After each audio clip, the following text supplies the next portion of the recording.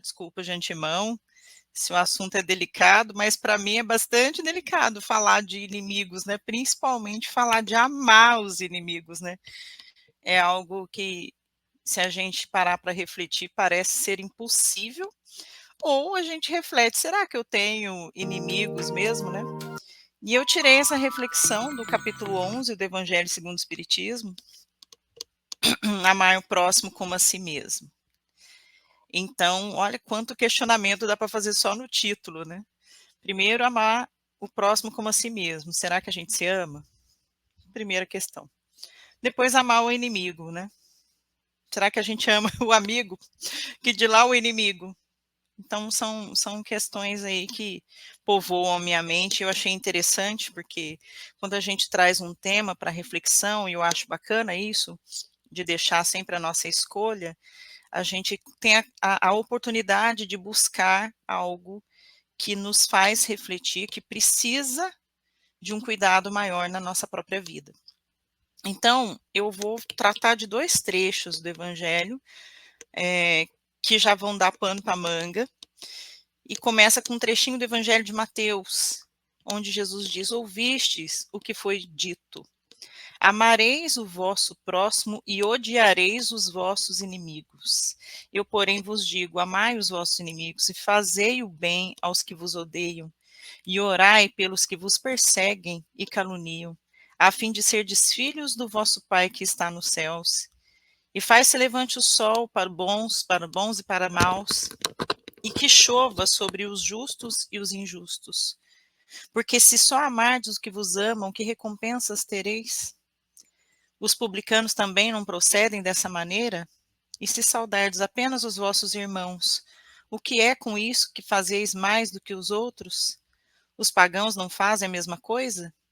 Digo-vos que a vossa justiça, se a vossa justiça não for mais abundante que a dos escribas e dos fariseus, não entrareis no reino dos céus. Está em Mateus, capítulo 5, versículo 43 a 47.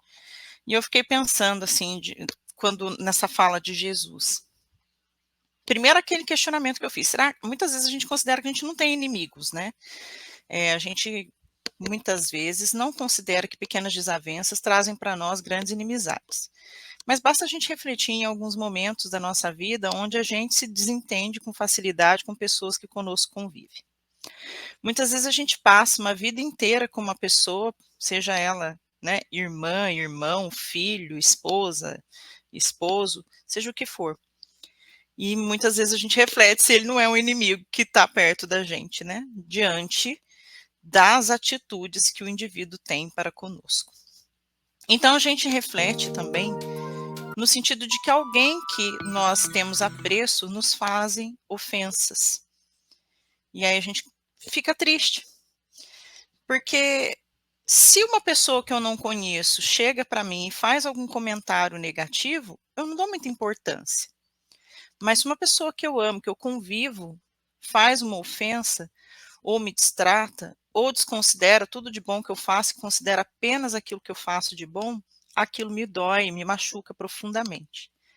E o que não são os nossos obsessores, senão os amigos traídos do passado.